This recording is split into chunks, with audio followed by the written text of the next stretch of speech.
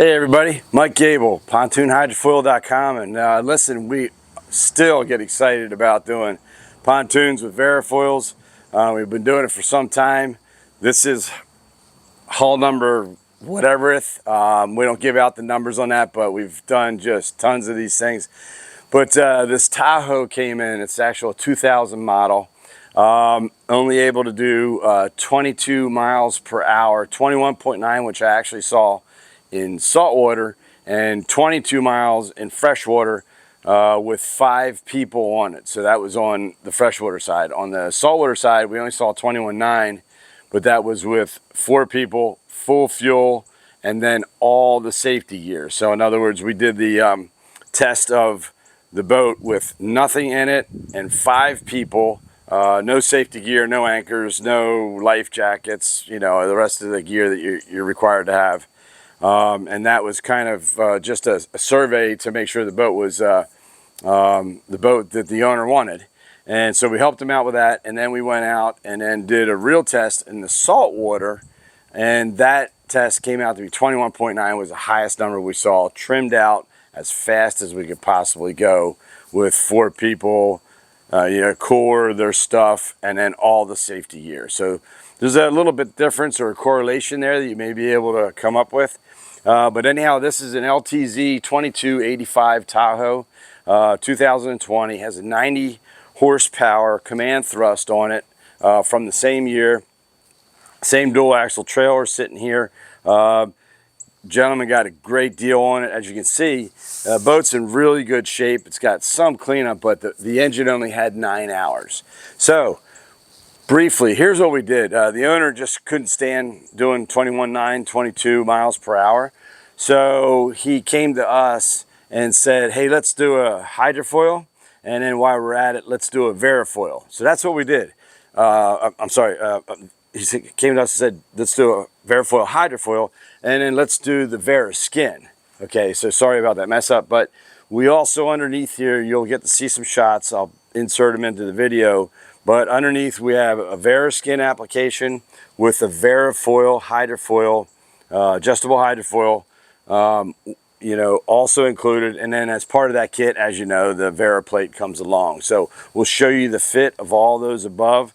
But today is actually the day we're going to be putting this boat back down on the trailer and seeing exactly what she does, you know, and doing a dial in. It's not the best of conditions today. It's somewhere around October 4th, October 5th. It's Saturday. And we have a front that came in from the northeast.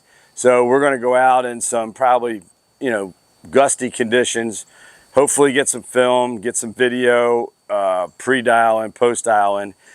He was running, just so you know, on this 90 horsepower command thrust, he was running a 16 by 12 prop, which is a little bit odd to me, because normally they're in odd numbers, but 16 by 12 is what he was running, 3-blade. And original prop, very good condition. As I said, it was 9 hours. The prop that we're going to that we immediately put on was a prop that we had off of another boat that we're going to be showing you. It's a Power Cat, World Cat with twin Hondas on it, 2004s. And believe it or not, the props, stainless props, 3-bladers from that boat fit the command thrust. So we're going to try a 14.25 by 17 rather than doing the 16 by 12.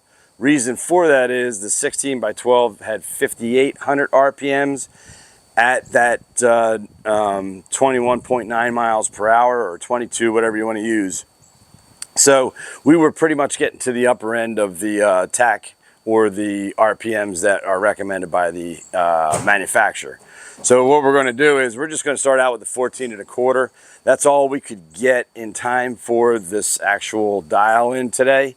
And that's a stainless 3-blade prop, but we're going to eventually end up, we're going to start with like a 15-15 4-blade for our second time out whenever that happens with the owner. So, you know, we're working with him and just, you know, trying to get this thing dialed up, but we'll tell you there's full safety gear on here, and there'll be 4 of us today, and I believe there's still 5/8 to 3/4 of a tank somewhere in there. I think we used about 3/8 of a tank on the run to check the speeds and the RPMs and so on, to make sure, you know, exactly how fast we were going, so we could design our hydrofoil.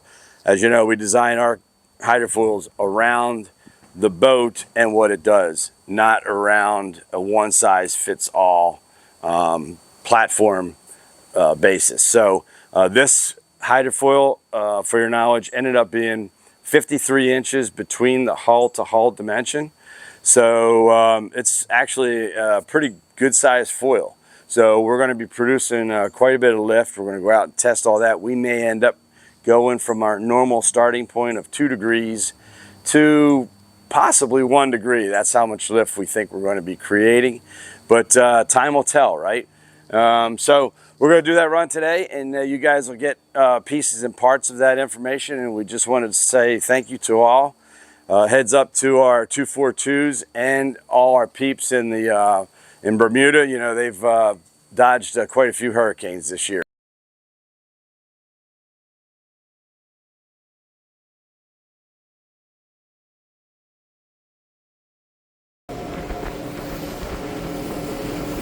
All right, Jim, talk to us. What do you got going on here? 29? 29 at 5,000 RPMs. Okay. We're on foil. You got to go left a little bit. Yep. Okay. 29.5. We're going to hit 30 here in a second.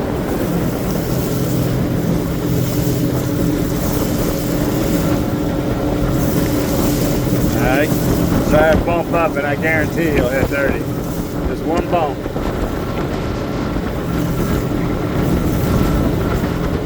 Going to be coming here in a second. That's too much. 31. 31.9. 32. 32.5. 32.7. You gotta get left. 32.4 right.